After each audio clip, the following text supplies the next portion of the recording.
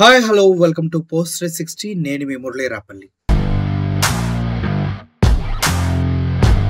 తిరుమల తిరుపతి దేవస్థానం యొక్క లడ్డు అన్నప్రసాదాల్లో కల్తీ జరిగింది అంటూ జంతు కొవ్వులు వాడారంటూ గతంలో చంద్రబాబు నాయుడు గారు అనాధారిత వ్యాఖ్యలు చేయటం జరిగింది. దానికి ఇప్పుడు సిబిఐ నలుగురిని అరెస్ట్ చేయటం జరిగింది. వారు ఎవరు? డైరీ ఫార్మ్స్ యొక్క అధికారుల్ని అరెస్ట్ చేయటం జరిగింది. వాళ్ళ మధ్య అగ్రిమెంట్కి సంబంధించిన కొన్ని లావాదేవీలు ఏవో ప్రాబ్లం వచ్చి, కానీ దాన్ని ఏదో లడ్డు కల్తీ జరిగిందన్న విషయంలో పురోగతి సాధించినట్టు, నిజంగానే కల్తీ జరిగినట్టుగా సోకాల్డ్ ఎల్లో మీడియా ప్రచారం చేస్తుంది. దానిపైన అంబటి రాంబాబు గారు క్లారిటీ ఇచ్చే ప్రయత్నం చేస్తున్నారు. ఒకసారి ఆయన ఏం మాట్లాడుతున్నారో వినండి.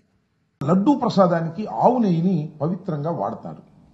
ఆ ఆవు నెయ్యి సరఫరా చేసేటటువంటి వారికి ప్రతి 6 నెలలకి ఒకసారి టెండర్ వేస్తారు. ఇదేది చంద్రబాబు నాయుడు గారు చేసిందో జగన్మోహన్ రెడ్డి గారు చేసిందో కదా, ఇది ఆనవాయితీగా వస్తున్నటువంటి అంశం. ప్రతి 6 నెలలకి ఒక ఈ టెండర్ పిలుస్తారు. ఈ టెండర్లో ఎవరైతే L1గా వస్తారో వారికి ఇస్తారు. ఇచ్చిన తర్వాత వారు సరఫరా చేసేటటువంటి నెయ్యిని పరిశీలన చేస్తారు, టెస్ట్ చేస్తారు. దాని నుంచి శాంపిల్స్ తీస్తారు. శాంపిల్స్ తీసి 3 టెస్టులు చేస్తారు. ఆ 3 టెస్టుల్లో పాస్ అయితే ఖచ్చితంగా ఇవి బాగున్నాయి, కల్తీ లేదు అని తెలిస్తేనే దాన్ని కొండ మీదకు పంపిస్తారు. ఇది వాళ్ళు జరుగుతున్నటువంటి అంశం కాదు. ఒకవేళ ఆ 3 టెస్టుల్లో కల్తీ కానీ కరెక్ట్గా కానీ లేదు అని భావిస్తే వెంటనే తిరిగి పంపించేస్తారు. అలా జగన్మోహన్ రెడ్డి గారి హయాంలోనూ సుమారుగా 18 ట్యాంకర్లు పంపించేశారు. అలాగే చంద్రబాబు నాయుడు గారి టైంలో కూడా 2014-19లో కూడా నాణ్యత లోపించింది, టెస్టుల్లో సరిగా లేదు అని భావించినప్పుడు వాళ్ళు కూడా పంపించారు. ఇదేం కొత్త కాదు. చంద్రబాబు నాయుడు గారి హయాంలో కానీ జగన్మోహన్ రెడ్డి గారి హయాంలో కానీ ఏదైతే టెస్టులు పాస్ కాలేదో, అక్కడ కరెక్ట్గా లెక్కలు రాలేదో, ఆ నాణ్యతకు సంబంధించి వాటిని రిజెక్ట్ చేసి కిందకి పంపించేస్తారు. ఏదైతే నాణ్యత బాగుందనేది వచ్చిందో వాటిని మాత్రమే అన్న ప్రసాదాలకు వాడతారు. ఎక్కడ ఇంకా కల్తీ కలిసే అవకాశం లేదు. ఈ టెస్టులన్నీ పాస్ అయిన నెయ్యినే వాడినప్పుడు ఇక లడ్డూ ప్రసాదంలో కల్తీ కలిగే అవకాశమే లేదు అనేది అందరికీ తెలిసినటువంటి సత్యం. ఇవాళ చంద్రబాబు నాయుడు గారు అధికారంలోకి వచ్చారు. జూన్ 4వ తారీఖున ఫలితాలు వచ్చాయి. చంద్రబాబు నాయుడు గారు జూన్ 12వ తారీఖున ప్రమాణ స్వీకారం చేశారు. జగన్మోహన్ రెడ్డి గారు హయాంలో ఉండంగానే రొటీన్గా వచ్చినటువంటి టెండర్స్లో టెండర్లు ఫైనలైజ్ అయ్యాయి. ఆ టెండర్లు ఫైనలైజ్ అయింది ఏఆర్ సప్లై సంబంధించినటువంటి వాళ్ళు సప్లై ఇవ్వడానికి టెండర్ ఫైనలైజ్ అయింది.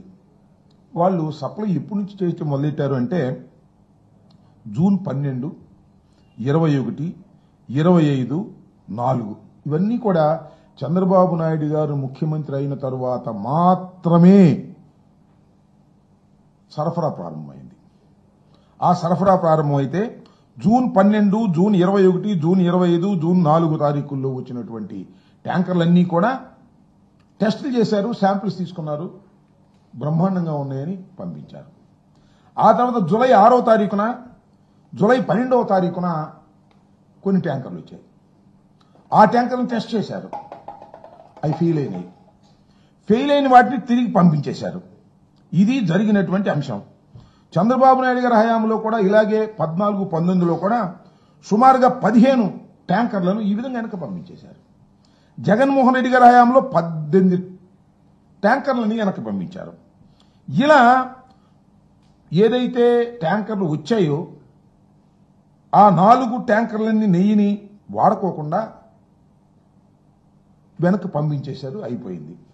ఆ తర్వాత శ్యామలరావు గారు ఈఓ గారు ఆయన ఒక సమావేశం పెట్టి ఆ సమావేశంలో ఏం చెప్పారంటే ఈ 4 ట్యాంకర్లలో వనస్పతి ఆయిల్ కలిసిందని మాకు రిపోర్ట్ వచ్చింది, అందువల్ల అవి మేము వాడలేదు, అవి వెనక్కి పంపించామని చెప్పారు. ఇది జులైలో. ఇదిలా ఉంటే నారా చంద్రబాబు నాయుడు గారు రాజకీయ లబ్ధి పొందాలనేటువంటి దురుద్దేశంతో శ్రీ శ్రీ శ్రీ శ్రీ వెంకటేశ్వర స్వామిని పవిత్రమైనటువంటి దేవాలయాన్ని, భక్తుల్ని ఉపయోగించుకొని జగన్మోహన్ రెడ్డి గారి ప్రభుత్వం మీద, వైఎస్ఆర్ కాంగ్రెస్ పార్టీ మీద బురద జల్లాలనేటువంటి ఉద్దేశంతో రాజకీయ లబ్ధి పొందాలని భగవంతుడిని అడ్డం పెట్టుకుని చంద్రబాబు నాయుడు సెప్టెంబర్ 18న ఈ కూటమి సమావేశం జరిగింది. ఎమ్మెల్యేలందరూ దానిలో ఒక అపవిత్రమైన మాట, పచ్చి అబద్ధపు మాట, దురుద్దేశంతో కూడుకున్న మాట, జగన్మోహన్ రెడ్డి గారి మీద కక్షతో, ప్రభుత్వం మీద కక్షతో, దైవాన్ని అడ్డం పెట్టుకుని వాడాలనే దురుద్దేశంతో ఒక మాట మాట్లాడాడు. లడ్డూ ప్రసాదాల్లో నెయ్యిలో కాదు, సరఫరా చేసి నెయ్యిలో కల్తీ కలిస్తే ఆ నెయ్యిని మేము వెనక్కి పంపించాము అని చెప్పకోకుండా, ఈవో గారేమో వెనక్కి పంపించేశాము, దాన్ని వాడలేదని చెబితే ఆయన ఏమన్నాడంటే లడ్డూ ప్రసాదంలో పంది కొవ్వు, యానిమల్ ఫ్యాట్ ఉపయోగించారు, ఇది దుర్మార్గం అని గుడ్డగాల్చి ఒకటి ముఖాన వేశాడు.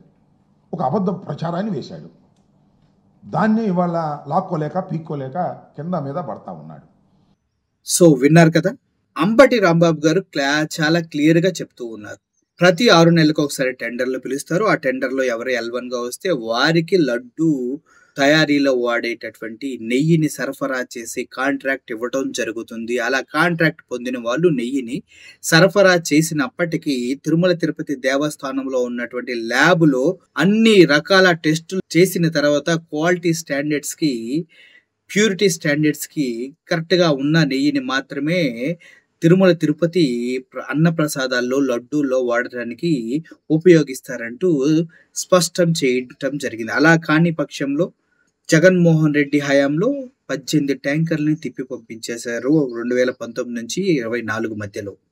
అదేవిధంగా 2014 నుంచి 19 మధ్యలో చంద్రబాబు నాయుడు గారి హయాంలో కూడా దగ్గర 15 నుంచి 16 ట్యాంకులు టెస్ట్ చేసి క్వాలిటీ లోపించిందని రిటర్న్ చేసేశారు. అటువంటి తరుణంలో లడ్డూలు తయారీలో కల్తీ నెయ్యి వాడేటటువంటి అవకాశం 0%.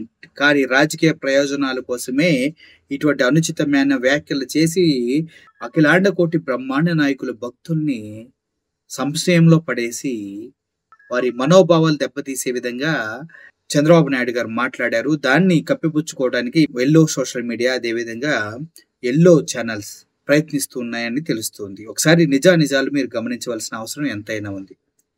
Thank you for watching this video. I'm Morley signing up. Thank you so much.